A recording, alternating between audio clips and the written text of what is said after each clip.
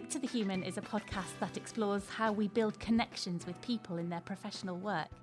It's about the human experience at work and about how to foster that connection and belonging to support people and their organisations to flourish. I'm your host, Sarah Abramson, and I'm looking forward to you joining me in hearing from our brilliant guests.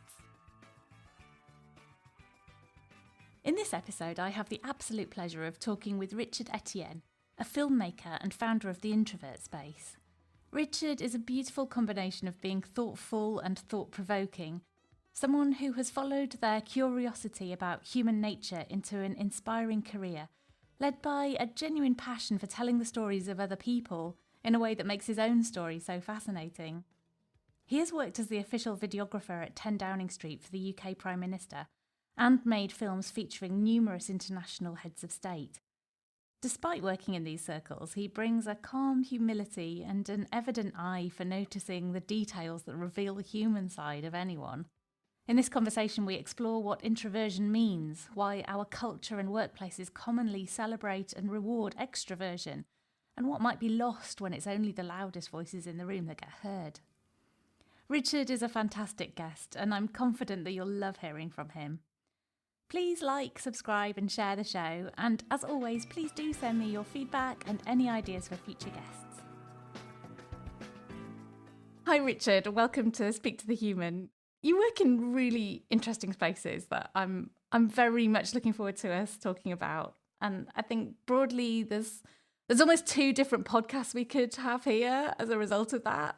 The first sort of sphere that you work in is that you're an experienced videographer and you've filmed and established relationships with international leaders, made other films, and it'll be great to talk with you about that work and the way that you connect and communicate with the people that you're filming and with your audience as well. And secondly, you've set up your own business called the Introvert Space, which is broadly about workplace inclusivity from a very interesting angle that I think is so often overlooked and to the detriment of organisations. So it'll be really great to hear more about that. So welcome. How are you doing today? I'm very well, thank you, Sarah. And thank you for inviting me to your wonderful podcast. Really looking forward to speaking with you. It's a pleasure. It's a pleasure. And I've really enjoyed our conversations so far. So it's good to be able to share them. So Indeed. Let's start with your work as a filmmaker. You've interviewed some prominent people and you've made other films as well. So can you give us an overview of the type of films that you've made and the work that you've done? Yeah, certainly. So I would describe my filmmaking as fly on the wall and giving an insight into an individual's life. And for me, I have worked with usually people who are heads of state, or very senior in government positions. So I was very fortunate to be the lead content creator for the Commonwealth Heads of Government meeting in 2018, or CHOGM, as it's also known as. And that was the largest event the UK had ever hosted after the Olympics in 2012. And I got to speak with and follow high commissioners, prime ministers, presidents, from all across the Commonwealth who, to save on plane tickets were in London at the time. So it was great. And at the very top, I was fortunate enough to meet the late Queen 3 times and, and other members of the royal family. So yeah, that was just a wonderful experience. And then from there I was able to then get a role at 10 Downing Street, but which we'll go into a little bit later. But in terms of the broad concept of why I do it and why I enjoy it is because I truly believe everyone has a story to tell. And when I was a lot younger and in school and such, I just didn't think that I had an interesting life. I thought that everyone else was just more interesting than me. So I would ask lots of questions, and this is everyone from the kids in school to grandparents, because I'm like, wow, you're so old, you must know so much, you must have seen so much. So that is essentially where the hunger the desire to do filmmaking, videography, etc. comes from, for sure. Amazing. Oh, it's so fascinating, the people that you've connected with there. Tell us a bit about how you got to that position. How did you make those connections and become that person? So for me, it all began when it's actually quite a sad story, actually. So my just as I was about to get ready for university, my father passed away. And so after that, I was a bit lost, and I didn't return to university. I just didn't know what to do. However, one thing that my father did, it always inspired me to just do what I love, and like life will sort itself out. So, for example, I'll just tell you a very quick story. This was when I was like early teens, and I was in the living room with my father. He was in the corner at his bureau. He had his back to me. He was always working in that corner. Television was on, and I was flicking through the channels. And this is back when televisions used to make a noise every time you turned the channel. Obviously showing my age here, but he had still with his back to me. He says, "Can you just stay on a channel? Just pick a channel." And I said, "But there's nothing interesting to watch." Then his very heavy pen drops on the desk, and he spins his swivel chair around, looks at me and just says, "Well, why don't you just make something you want to watch?" And then swiveled back around and continued his work. And at the time, I didn't really think of it that much. But later, after he passed away, I did. I was like, oh gosh, let me just do something I enjoy. And I picked up a camera, essentially, and just started filming in the local neighborhood. I was unemployed at the time, and I went to the job center. I remember looking at the posters on the wall, and it was advertising grants for new businesses. So I asked the woman, I said, "Oh, can I speak to the manager here or whatever?"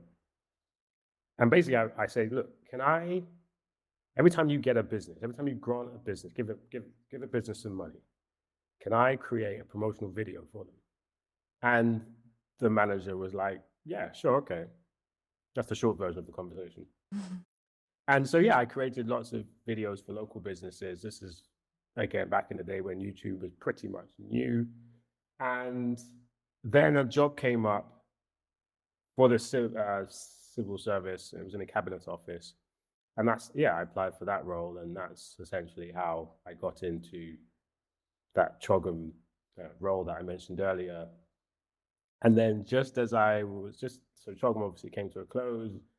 And I was like, oh my gosh, what should I do? And I applied for a role to become Sajid Javid's videographer, who was the Home Secretary at the time. And I think it was the day before I was going to give my yes response to the job offer that my manager at the time pulled me into a room and said, I just had a call from 10 Downing Street.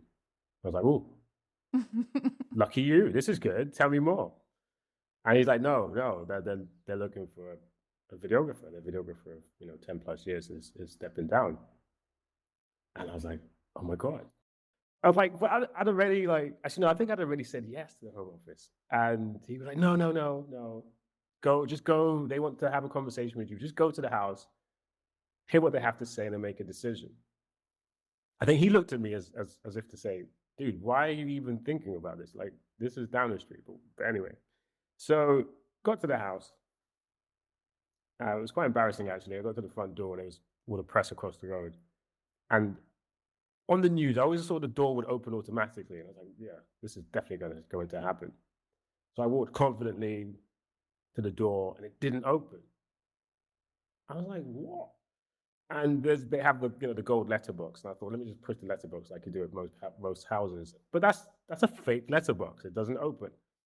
It doesn't have a door knock. I was like, okay, this is ridiculous. What's going on? But anyway, police opens the door, apologizes, says he was busy. Sat down with, I was greeted by head of comms at the time, and then also my would-be manager. We walked around the house. They showed me all.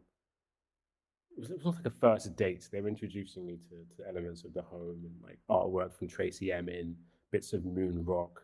There was a bit of the remember the Chilean miners that were saved? Yeah. They also brought a piece of the rock or whatever. There was lots Wow. of rocks around the house. And then, yeah, we got to the Rose Garden and, yeah, sat at a table, so like a round table. There was the three of us, and conversation continued, but then it came to this kind of slight pause as the comms director at the time took a piece of paper out of his pocket, scribbled something on it, and then slid it across the table to me. I thought, ooh, this could be my salary. I lifted it, and it said, make her more personable. Mm. And I thought, huh. And he said, can you do that? Speaking, of course, of the Prime Minister at the time. And I said, yeah, I can do that. And yeah, and that literally was like the beginning of the job I had as Theresa May's videographer, official videographer. And so sorry, that was a very long story, but that essentially is the nucleus, the beginning of how I got into filmmaking and why. Again, it's just wonderful because that in itself is a story. Absolutely. And I feel like there must be something magical that you're bringing in the work that you're doing that probably is about storytelling, probably is about the fact that you've just like held me captivated by wanting to find out this story arc of how you've gone from being unemployed, going to the job centre, getting the grant, getting your video equipment and just kind of making videos locally, to this massive leap to a job that presumably thousands of people would give their right arm for, in what feels like, I mean, I don't know what was the time span there, but it feels like quite a short time span. Maybe it was the way you told the story. But there must be something that you're bringing to filmmaking that people who are in those senior positions are seeing. Are you aware of that? And do you know what it is? Thank you, Sarah, first of all, for that. I really appreciate that compliment. I wonder whether it's to do with the fact that I'm incredibly curious about people's stories, and I would talk to anyone, whether they're at a bus stop, or if I was at a restaurant and I enjoyed what I ate, I'd ask to speak to the chef, head chef. I think, and also because being born and raised in London, you're surrounded by such a cosmopolitan, massive culture of so many countries and religions, races. It's just wonderful. It's just beautiful. And so this kind of kaleidoscope of culture that I was raised in helped me to draw out the stories of those individuals that perhaps not everyone would have noticed. And I would say that's possibly why I'd love to hear what other people or my interviewees or subjects, etc., would say. But yeah, I think that's what it is. I think it's just being surrounded by a wonderful mix of cultures for sure. It feels like there's something really authentic, genuine at the heart of that. That's about, like you say, curiosity, but that you are genuinely interested in the person in front of you, and that you want to be able to find out more about them, and that you're coming to it with that kind of that authenticity that is quite different from, I guess, that there may be a temptation with filmmaking to be thinking quite quickly about how do I make this look polished? How is this going to be, impactful? How am I going to have energy in the film? I mean, I'm sure that you do think about those things too, but that you're starting with the person, the story, the human that's in front of you, and how you want to help them to tell their story, to communicate, that you're genuinely interested in what that might be, and that it's maybe not as obvious as the first way that people present themselves, which comes across in the story that with the piece of paper about Theresa May, doesn't it? Yeah, and also there are stories that don't get told, possibly because there isn't the link to what is current at the time. So very quick one. with Theresa May, one thing I admire about her is her genuine love and support for her husband, Philip May. And it was shown in the foreign trips we would take. So no matter where in the world we went, Theresa May would ask that we were back, or we didn't spend any longer than I think it was 3 nights anywhere, because she wanted to be back with her husband. And I was raised, in a loving household with both of my parents. And I would see the love that they had for each other. And being with my equipment being at the back of the house, everyone would get dropped to their relative homes or stations, and I would always have to go back to the house to drop my stuff off to then go home. So I would be the last person to be with her, obviously with security. And as the door would open, and it's late night usually, he is stood there waiting for her at the bottom of the stairs, and it's just like, that's cute. I like that. And those are the stories that you don't hear, but I think would be very well received, and I do notice these things, and yeah, it's wonderful. And with that question that they asked you with the piece of paper, how do you do things like that? How do you work with someone who's in front of the camera who maybe perhaps struggles a bit to get themselves across, to present the human side of them? How do you pull that out, both in how you think about what a whole film might look like, but also how you help them to relax, and how you find out what they might want to communicate about themselves? How do you think about that? How do you go about actually doing it? Well, the higher up the chain you go, the easier it becomes to know what message they want to convey, because they have usually a whole team of people who have briefing meetings, etc., to find out these things. However, the easiest way, or the first thing I tend to do, is find out what they're interested in, and whether that's, for example, with Theresa May, it was her fashion, right? Like, this woman The will, shoes. I remember yeah, she was always, exactly, they always talked about her shoes, which I yeah. kind of find slightly sexist, if I'm honest, but it was a thing, wasn't it?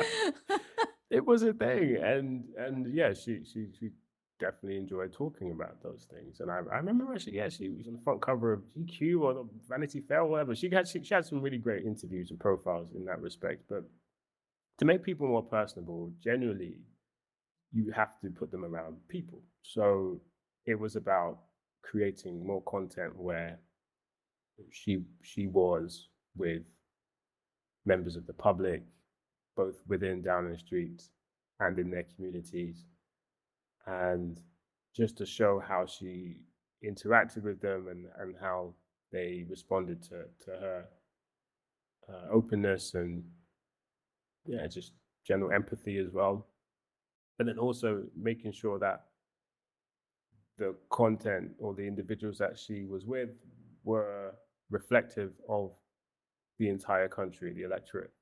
And so, wonderful videos of her during, Chinese New Year celebrations, or Diwali, or St. Patrick's Day, Windrush Day, Christmas, etc. So I remember we had like it looks like a mini carnival on Downing Street for I don't know if that was Windrush Day, but it's definitely one of the occasions in the summer. And it's that type of footage that is the most useful in helping to make anyone appear personable, or as personable as they are. It's not it's not artificial. It's not manufactured. It's showing what isn't often shown, as a way to display the full breadth of one's character and resolve, ambition, resilience, purpose, all of those leadership qualities that one would hope and expect in someone as prominent or seen as a prime minister. I'm very interested in how much you plan what you're going to film, and particularly in that kind of scenario where, as you say, you've got a whole PR and comms team behind the message that they're trying to get out, the way that they want to present somebody. There's probably keywords that she's been told to say, and she probably spends, I'm sure, as all sort of top leaders do, hours kind of rehearsing those key moments, either in front of a camera or when they're going to be on Newsnight or when they're going to be in front of the US president or whoever, that they've spent a long time preparing, rehearsing, talking about the words, talking about the message, crafting things. How do you hold that need in balance with what you're describing feels a really spontaneous interaction where you want to capture that human moment? You want to capture her hopefully laughing or hopefully interacting with somebody in a way that feels like this is the real person here. Do you think about that a lot in advance, or do you go and film a ton of stuff and then pull it together afterwards? Yeah, so with the scripted element of video, there's very little one can do about that. So I let that happen, especially if it's a message to camera. However, where the spontaneity comes in is through use of cutaway images. So I would have a bank of footage from many trips. And so if I could find something that relates very well, closely to what was scripted, then I would include that in the film. However, there are some events where there won't be a script. So, for example, going to the UN General Assembly, I wouldn't be allowed in a lot of the bilaterals because of the security level of the discussion. And so it would need to be essentially a montage type video where underneath in the background, you know, the PM's public speech when she was on stage, for example, there's snippets of that would possibly play. But, you know, the images will be, a montage of the travel to get there, because I always like to show also the work that goes on behind the scenes. You know, this person is not on her own. There's a whole swathe of professionals that are with her to support her. And so whether it's security, the police on the bikes, you know, there'll be footage of them getting ready to head off, and there's certain members of staff I wouldn't show, again, security reasons and the rest of it, but it's just to show that whole narrative thread of this is the work that goes into preparing for this event. This is what the event is about, its purpose, its people, its process. And here is the outcome of that. Here's the result. Here is what the PM intends for this trip to have either resolved, created, started, or questioned. I'm thinking about how you approach storytelling as part of this. It sounds like storytelling happens at different points in different ways. So I don't know, are you thinking about storytelling as you are filming? I think from what you're saying, there's a lot of storytelling that happens afterwards as well, that's kind of picking up, using the footage that you've gained, and you've got a ton of that. How do you choose which bits that you want to use? Is there a way that storytelling happens, or is it just a kind of innate process that happens in the different parts of the filming, pre, during, after, all of that? Yeah, I think there are both elements to consider. So, for example, and this is any government official, they will have their press team, and I would ask to be invited to their briefings at the start of the week to look at their calendar and see what they have coming up and get a sense of what messages they want to convey, etc. Because now that is in my head, and I'm like, okay, fine. They want us to appeal to this particular part of the electorate, or to focus on this area of policy. Like, okay, now I know what type of imagery I need to capture. So that's That's that planning process there. However, in terms of storytelling, I think there is an element of that that's just always in my head. If anyone Googles the Pixar story format or something like that, there is a format that every Disney Pixar movie follows. I think there are 7 steps. I don't know them off by heart. But if you Google that or search for that, I'm sure you'll find it. But it's essentially this narrative arc that has a very clear start. There's an element of conflict. Then there's a resolution. But then just as you think it's finished, there's another kind of question. Mm-hmm. And you can either leave it with a happy ending or leave people wanting more. And while the word conflict can bring thoughts, negative thoughts to a lot of individuals when they hear that word, obviously within government, that has to still be delivered in a way that is favorable of whoever the subject matter is, or whatever the subject matter is. But it's important that it's included so that people know that this is the challenge that we face and this is why these decisions are being made. Mm-hmm. So having that structure of storytelling, which I believe can work in almost anything, hence why Pixar, Disney, they're doing really well, this is what I carry with me, and I'm very confident that when I share these in my classes, because I host master classes, and for communicators, for introverts, as we'll discuss a bit later, but this is where it's very clear that having a structure in one's mind definitely helps to then decide what is captured. And I'm definitely a fan of capturing what is behind the scenes as well as what is in front of us. Because every leader has a team. Every person who is successful did not get there on their own. And so I believe it's very important to share or showcase, celebrate the efforts of those who support that individual or individuals. Yeah, I really like that. And I really like what you were saying about conflict there, because I think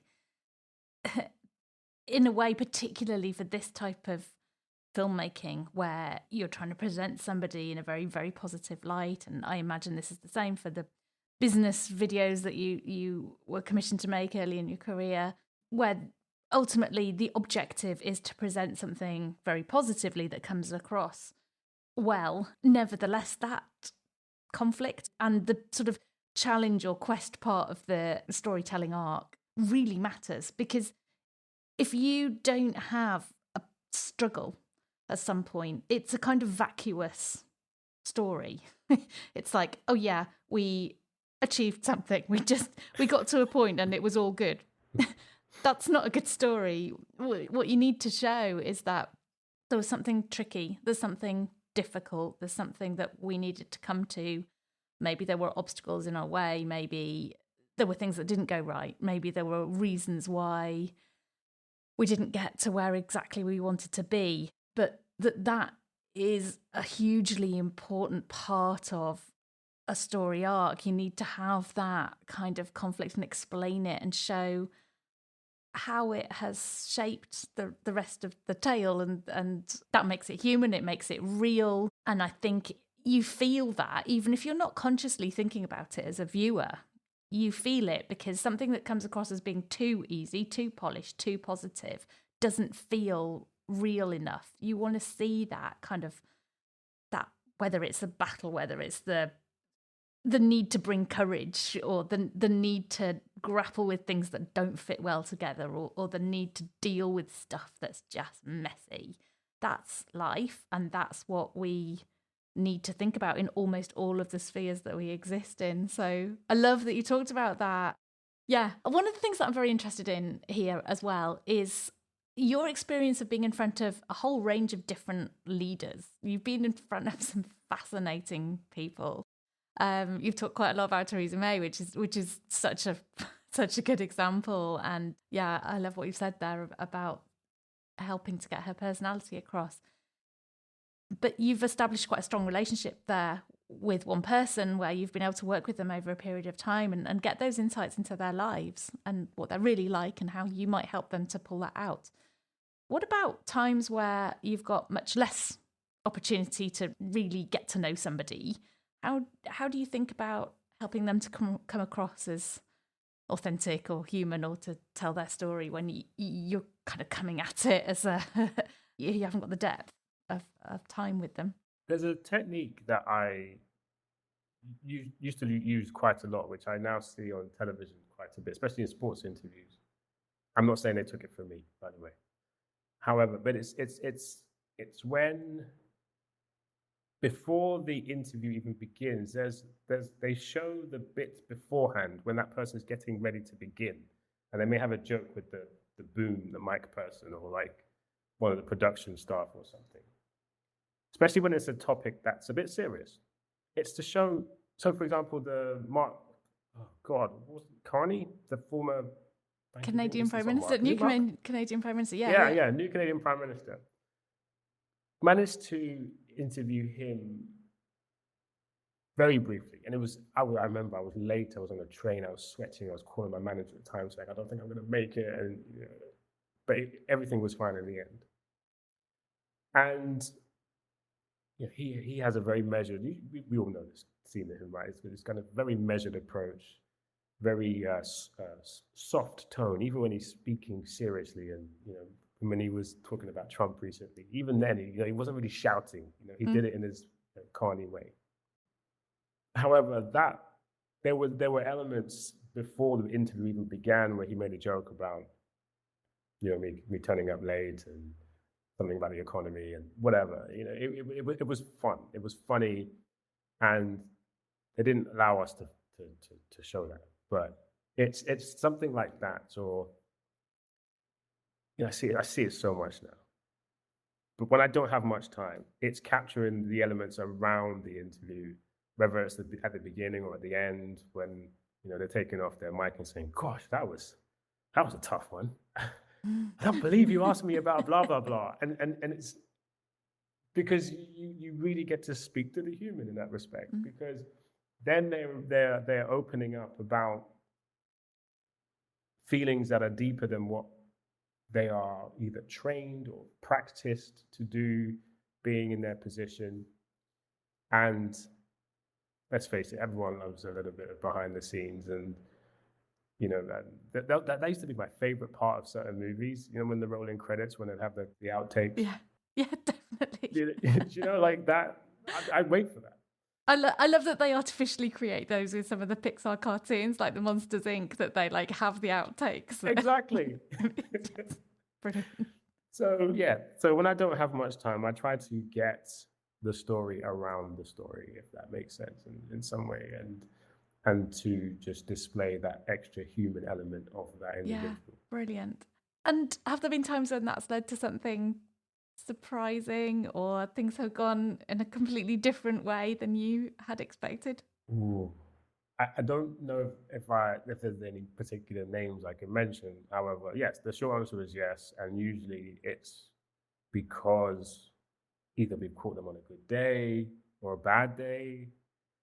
And also, I've done my research. So there'll be certain questions that I will ask in the warm-up or, after we've recorded, that piques that person's interest and actually is either led to further work, like, let's do this again sometime, or just finding out something about that individual I didn't know before, and receiving a compliment, just something nice, because I think everybody likes to feel that they are seen, and it goes both ways. So, to be told a compliment for acknowledging a part of them that isn't often addressed, or if it is, it's not done in the respectful or even pleasant way that they would hope for.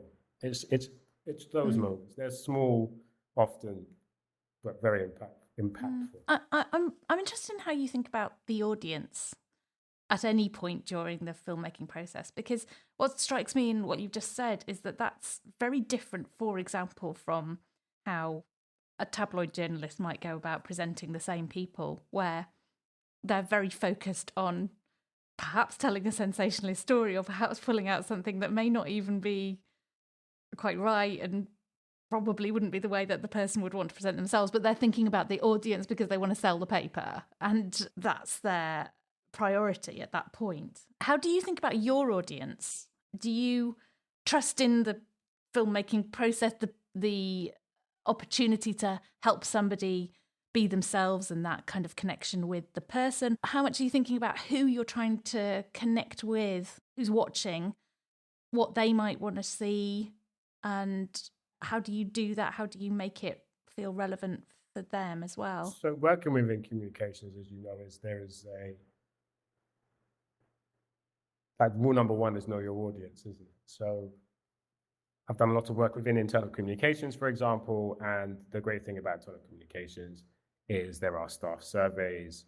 So if I'm filming the CEO, for example, I am very aware that a certain percentage of the audience would like said CEO to speak more on this particular topic, or to be more authentic and stop reading off of a script or something like that. So, I think, okay, how can I frame this? Let's get the CEO to be part of a series called In the Hot Seat, and they answer 5 quick fire questions before we get into the serious stuff, about what their favorite breakfast or trip, destination, whatever, just something to make them feel more personable. And so, yeah, internal comms, very easy with that because we have data-led decisions.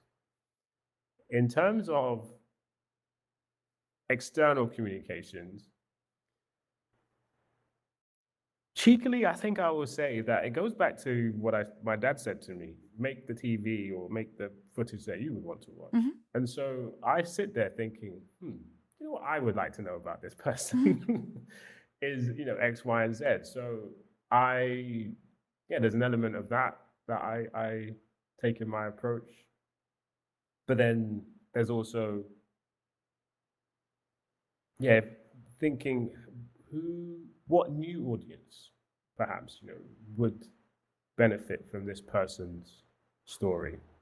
So, I grew up in East London, Hackney, back in the day when it was a bit deprived and, it didn't have much positive focus. However, I knew some wonderful people there. My dad was a very central community man. And so when I used to hear how Hackney was mentioned in the news, it really used to make me sad.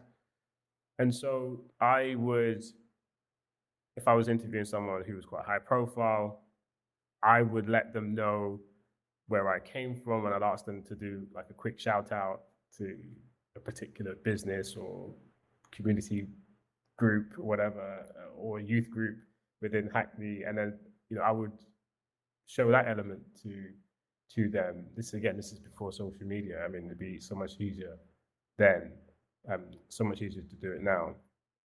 But it's how can I inspire a particular part of the audience, uplift, promote? There is an element of that in what I do. I also intentionally choose to do certain roles because I am often the only Black man or person of color within that space. Mm-hmm. Because I'm a firm believer in that if you see it, you're more likely to know that you can be it. And it's like, hey, you could work in Downing Street as a Black man and not just open doors or serve food. Like, hey, this is cool. So it's great. Like, they've had a Black videographer since I've left. And I'm just like, I reached out to him and I was like, oh my God, dude, like, Great. This is Yeah. amazing. Yeah. I'm so proud. And so, yeah, I do think not just of who's the current audience, but who could this new audience be? Because that not only raises that individual's profile and reach, but it also, as I said, can inspire, educate, and inform those who are a bit distant from the subject. I like that you've brought a lot of yourself to that. Like, and I think you're entirely right. Like, if you're curious about something, if you want to find out about something, or if something is presented in the way that you would want to watch, I think that's a great place to start, isn't it? And also bringing your own background, your own perspective, like you say, being a black man in an environment that feels very white privilege, you know, that's probably, I imagine, going to give you a different perspective as well in itself. So I'd love to hear more about whether being behind the camera gives you what you've learned from that, what you've learned about yourself, what that perspective gives you. I mean, evidently it's opened up incredible doors to incredible people all around the world, but what have you reflected on and what's stayed with you as things that you kind of have built on for your own life and your own perspective on the work that you do now as well? Well, I love that question because it definitely has changed the way I perceive not just the world, but myself. Because one of the wonderful things about being a videographer to someone who's very high profile is that your job is to essentially become invisible so that that individual can behave in the most natural way possible. And being invisible, you get to see that individual in many lights, many forms. And as someone who I believe I'm definitely more introverted than extrovert, I have grown up in being very quiet and very loud environments. I've managed to see that there are leaders who are similar to me, and they also need quiet time and space to recharge. And they really have to push into that extroverted tendencies or personality type in order to portray the characteristics that the world or the audience believes is what how a leader should behave. So yeah, getting to see that hidden element, not because it's bad or they want to keep it from individuals, but it's because it's another layer into who they are as a person, as a human, and that helps me to connect with them even more, in a deeper at a deeper level as well. That's so interesting, and leads us really nicely into talking about the Introvert Space. And I mean, start with tell us what that's all about and what led you to set it up. So it's a platform to encourage introverts to become the best versions of themselves, particularly in workplace environments. And it's also there to support educational institutions, workplaces, to create more inclusive environments for introverts. And I set it up because it was only until I read a book from Susan Cain called Quiet, which I would now call essentially the Bible for introverts, that I realized that this quiet version of me who felt like something was wrong with me, there was actually nothing wrong with me. There was nothing wrong with me. I'm an introvert. I'm part of this wide community of deep thinkers, great communicators of people who just need a bit more time to recharge than the rest of their personality counterparts. And it then led me to look into or research what resources were available for introverts in the workplace. And there wasn't much. And I then spoke to the Guardian Masterclass because I, at the time, was attending a couple of their courses and really enjoyed them. And yeah, they gave me a platform to create a workshop for introvert professionals, which seemed to do very well. And 8 or so years later, I was still with them until they recently closed the whole masterclass program down, but now I'm with the Standard, formerly the Evening Standard, doing the same as well. So the Introvert Space is that hub where I have and will continue to put all of the resources, the tools and toolkits and things that I've learned along the way and continue learning there for introverts and their allies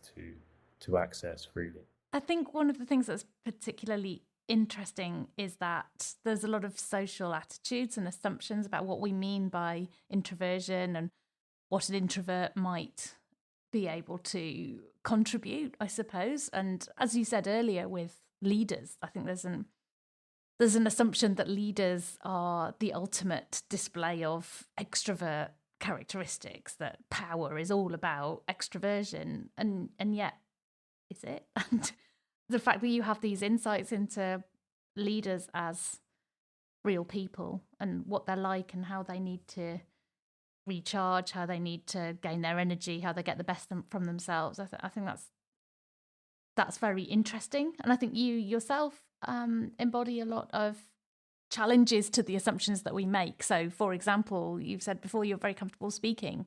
And I think there may be an assumption that introverts wouldn't want to speak because people think it's the same as being shy. What do you think about some of those attitudes, assumptions? Do you come across them, and what do they tell us? Indeed, I come across quite a few assumptions, and I try to counter those by saying that introversion, extroversion, all that is about is how one gains or drains energy. It's not, as you mentioned, about being shy. Also, no one looks like an introvert. Mm-hmm. In my masterclasses, I do a celebrity quiz to prove the point. Guess who's the introvert? Like a picture of Michelle Obama and Barack Obama. And I've been doing this for years. No one ever gets all 5 questions right, like ever. just cool. To prove the point. And so, taking it into the workplace, you're right. There are our workplace cultures, unfortunately, increasingly reward extroversion. It's the squeaky wheel who gets the grease, the one who dominates meetings. And unfortunately, businesses don't realize that they're missing out. There's some wonderful innovation, talent there that their introverted colleagues have. And it's just knowing how to unlock that. And it's twofold, as I mentioned earlier. It's for the introverts themselves to understand that they have those qualities within them and how to express those in a comfortable way. And then it's for the institutions themselves to provide the platform in order for these introverts to thrive. Classic example, onboarding training. Yes, it's needed, it's wonderful. There are elements, especially in the DEI aspect of it, where protective characteristics, people are trained on how to inclusively relate to those, whether that's sex, gender, disability, etc. But the one thing that we all possess, a personality, no training. It's bizarre to me, and this is why at the Introvert Space got a toolkit created, the toolkit for the inclusive management of introverts, or TIMI, as it's nicknamed, and that's also available on the Introvert Space. And it's, again, to just challenge these assumptions and provide, not just challenge them, but then provide the tools, the techniques to create that inclusive environment for all personalities, but with that focus on introversion, for sure. It'd be good to get your views on an aspect of that, which I think probably applies to many, if not all, ways of thinking about inclusivity, which is that sometimes it's framed as the problem of the person that's not feeling included.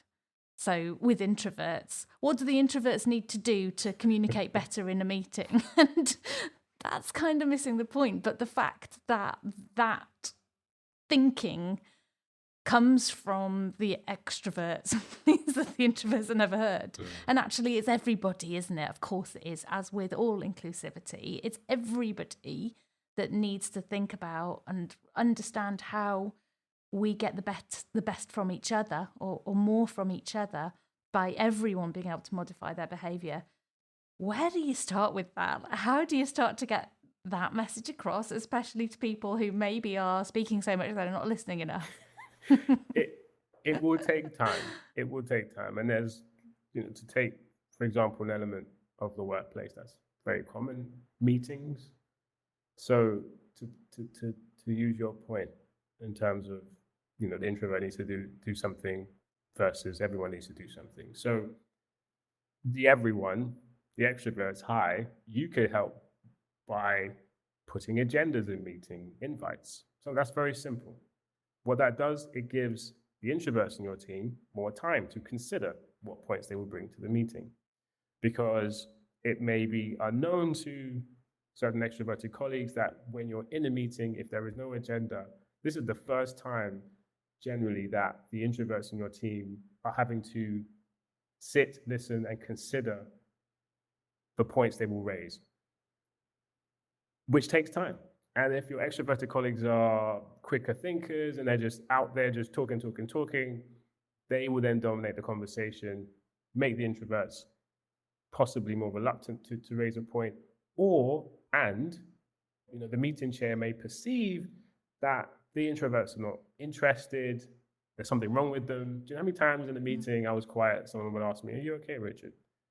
I am okay. I'm just this is a brainstorming session and everyone's talking at pace, and I just need a bit of time to think, to consider, so I can raise my point. So yes, extroverts, agendas, but then for introverts themselves, when you're in the meeting, that I have in my introvert survival guide, again, a free ebook on my site, there are a few tips for introverts, and one of them is being among the first to speak. And it's not always just to raise a point. It could be literally just to ask people how their weekends was and all that, all those wonderful questions. Because what it does, it just helps to settle some of those nerves. It helps to be heard and seen, acknowledged, just to get you ready to talk in the meeting. I also have a tip that I shared in The Guardian once called practice name calling.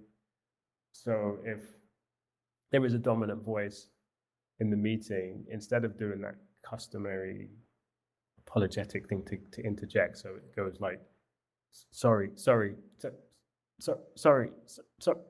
So instead of doing that, just say, John, that's a great point. I'd just love to add to that. There is something about saying someone's name that works. And Dale Carnegie said in How to Win Friends and Influence People that the sweetest sound to a person is the sound of their name. Now, there's probably some psychological child thing related to that. However, I've definitely found it works. And so there are definitely twofold elements of tips where, yes, introverts, there are things we can do and should do in this current extrovert favored environment. However, hi, allies, extroverts, there are things that you can do in order to support your fellow introverted peers. Fascinating. And how do you think about introversion, extroversion? You're describing an introvert or an extrovert, and I'm sure in some cases it's true that people see themselves that way and most of their behaviours are that way. But I would also imagine that there are probably many of us, I'd count myself in this, where we have both characteristics, and depends on the context, depends on what's going on in the rest of our lives, depends on the meeting, the group of people, the whatever it is, the environment that we're in, what kind of behaviours we bring.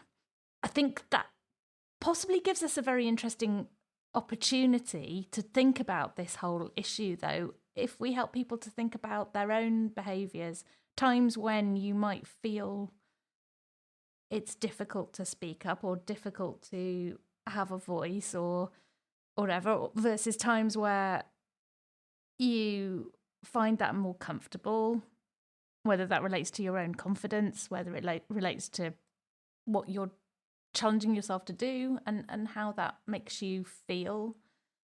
And I think also being careful not to, again, like put negativity on the introvert behaviours, because often that is when we listen best, we reflect best, we take a moment, we're calmer, we go away and actually absorb ideas better. And perhaps, I mean, for me, those might be the times when I am more creative because I'm just less excited. I'm often excited in meetings, so my behaviours then will be extrovert because I want to check my ideas in and I want to bounce off other people, and I enjoy that kind of interaction. I love, talking with colleagues and batting ideas around, and you often get that. But there are definitely times where if I've been quieter, I'm kind of going away and thinking, that was an interesting way of framing that, or that's challenged me to think differently about something. And those are the times where maybe you're more open to changing your mind, for example.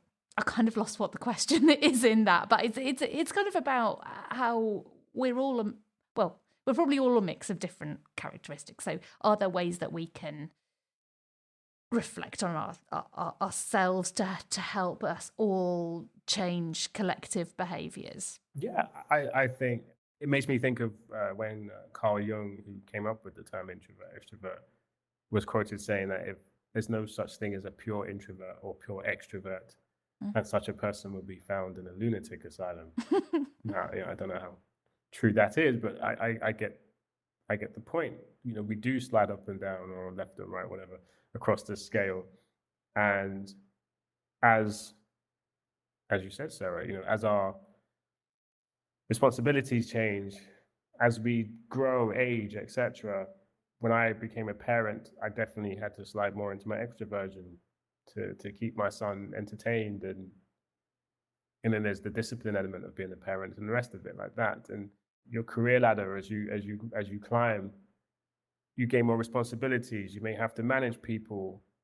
Again, the conversations, and you have to continue slide across that scale. And I've found that I'm leaning more into my extroversion on a weekly basis because, as you mentioned, there's a lot of public speaking I do now, but it just means I need to ensure that I make time for myself to recharge at these moments. If you were to look in my calendar, I have lunch booked as a meeting. That is my time, my space. I use that to recharge and do what I need to do in order to be ready for the next appointment. And so, yeah, I think once we are familiar with that change and continual cycle within one's life, that we can be more respectful of the fact that we need to consider the inclusivity of all personality types, because we will slide across the scale. We won't always be on as an extrovert, and likewise for an introvert. This connects really nicely with a book that we've talked about before, that I'm particularly into at the moment, which is Matthew Said's Rebel Ideas. And that's all about cognitive diversity. And I think that's such an interesting way of thinking about diversity, that we need a range of ideas, backgrounds, ways of thinking, perspectives to come together so that we can see a situation or a problem or a challenge more fully and pool different ways that we might solve that problem. And I think it's such a common problem in organisations that we tend to recruit in our likeness, because it's very natural, isn't it? You make a connection with somebody, you feel like you're going to get on with them, they're going to fit in, inverted commas, and it's a normal thing to do. But we often miss out on the fact that if we're all too similar, then the ideas are going to converge in one place and be too similar from each other. So we're missing out on that diversity of thinking. And I think this is one lens on that, the different ways that people might engage and interact with each other. How do you reflect on that? And what other things that we could do to improve our openness to introversion and extroversion? Yeah, indeed. I think that element of groupthink can be dangerous, as you described. And within some of my training, I speak with HR professionals and help them with writing their job descriptions or adverts, job adverts, and just letting them be aware of some of the wording that they use that may put off introverts, such as dynamism or come and join our dynamic team, or fast-paced culture. That may put off. That's making me just want to go and hide, to be honest. That's absolutely bringing out my inner introvert. There are some organizations who choose the words of the day in order to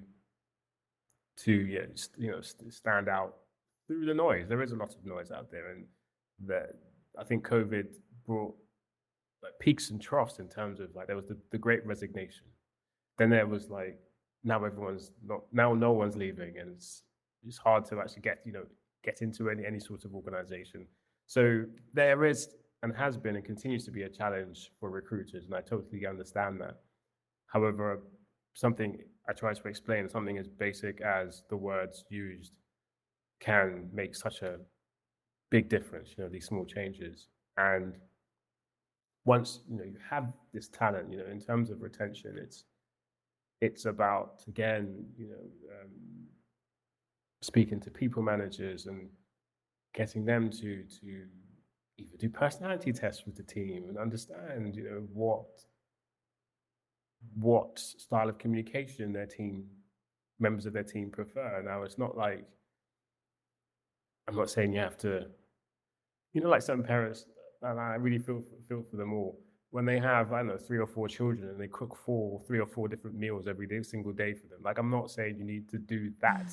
It's not that, but it's understanding what the communicative needs are of the individuals in your team, so that when you want to appeal to that particular individual or group of people, you have a better understanding of what channel of communication would work, what type of wording would work, how long you need to give that individual or those individuals to reflect or get back to you. So yeah, there are different stages, and if we consider these different elements, we can move away from groupthink and towards that innovative, collaborative, decision-making culture that I think we all want and need as businesses and institutions. Ultimately, it's vital that in the culture it's people-focused, and that we have ways to help everybody to feel heard, included, that there's an opportunity to be themselves and to share their perspective and to relate and to be. If you've been recruited in the first place, you've probably got a reason why you're able to contribute to an organisation. Sometimes things go wrong, but often there isn't a problem other than that the person isn't having the opportunity to contribute in the best way. And I think the more that we can create cultures that allow that to happen, the better, and the organisation benefits from being able to get more from everybody. So yeah, it's super interesting. I love that you're working in this area, and I think there's so much more, it's not talked about very much. And I have a question for you about networking. So, I hate the word networking, and I think even most extroverts hate the idea of networking, because as soon as you say the word, everyone's like, the shiver down your spine. It's it feels like it's not a natural conversation. I have lots of thoughts on that and how to make it feel better, but what do you think, how could we all think about networking in a better way and make those new connections that we all probably want to make, but without it feeling weird? Yeah, for sure. I actually posted a YouTube short on this very thing. It was 60 seconds, 3 tips. Oh, cool. It would be good to have the link for that and we can share it. Certainly, I'll do that. And the primary thing for me is, that word networking. So reframe it as a conversation. Try to forget that word, because that's essentially what it is. When we say we're in the office and we go to a different floor to talk to a different team, to work on something or to request something of them, that is networking, you know, but we don't call it that, because if we did, we probably would, again, be put off by doing that. But it is a conversation. You are trying to learn something from each other. You're not essentially trying to sell anything. Long gone are the days where people are walking around just handing out business cards. It's not that. It's focusing on that connection that you mentioned, Sarah. It's about learning from individuals, learning, not selling. Ask open questions, and so yeah. Just first of all, change that word. It's not. Yeah, I completely agree. Absolutely. And I think that's lovely, because it sort of brought us full circle to what feels like our starting point was, which is that you have this ability, this talent for seeing the person, and that's what it feels to me it was the sort of magic ingredient of your filmmaking, and that you are curious, as you said, about finding out more about the person. And I think if we start there, it's a very natural thing. We want to have conversations with other people, even those of us that are, shy or whatever, where it feels awkward. There's still a curiosity. We still want. It's a very human thing that we need each other. So this has been fantastic. I've enjoyed this conversation so much, and so much to explore. But I have a last question for you, which I ask all our guests, which is, speaking to you as a human, Richard, what's exciting you at the moment, and what are you looking forward to? What's motivating you at the moment? And that's either in or out of work, or both. And yes, Sarah, I've really enjoyed the conversation. It's been a wonderful start to my day, and I really feel and appreciate the passion that you also share for this topic, and it makes me feel thank you. increasingly alive and inspired, and just energetic. That's the word I was looking for. So, in speaking of energy, what is exciting me right now? So at home, I'm learning the piano. It's something that I started during lockdown, because I could no longer be with my Spanish teacher for lockdown reasons. And I was like, oh, I want to learn a language. And then I thought, ooh, music is a language. There you go. Brilliant. And brilliant. Yeah, my son is also was learning the piano. I mean, he still does it at school, but he was grades ahead, and I couldn't help him with his homework. I just stand there going, that sounds right, but yeah. Are you learning a style, or are you just anything that comes your way? Oh right, yeah. So it's all the classics at the moment. We're going through the romantic era of the 1800s or something. But yeah, so that's where I am at the moment. Very cool. It's a hard instrument. It is, and although I love that it's visual. I think it was the first instrument that I learned, and I think it helped me with subsequent music, because you kind of got a visual, like you say, visual language for where the notes go. Exactly. I still sort of think about it that way. That's a really good way to look at it, because it's almost like when you learn a particular European language well, and that opens the doors to other European languages because of the Latin base and so forth. Like, oh, right, yeah, okay, I understand that. So that's outside. Inside of work, I referred to it earlier, Timmy, the toolkit for the inclusive management of introverts, and I'm really enjoying taking that around and speaking to HR professionals and people managers, and just I'm giving talks at the moment and in universities, businesses. That's really exciting me, because I'm taking this topic, which is still relatively new. This, as I said, in spite of us all having personalities, unless a scientist tells me otherwise, and just seeing where it goes, how it grows. Because for me, there's very few things in life being sweeter than that feeling of being reintroduced to oneself. It's just a remarkable feeling, and it gives you a sense of power that you just didn't realize that you had before. So that's what's exciting me at the moment.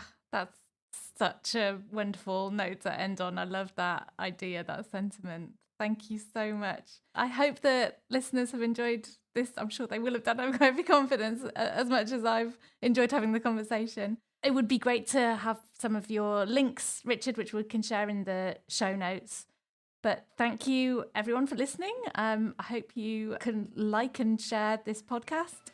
Always helps us. And come back and listen to more episodes. So thank you and bye for now.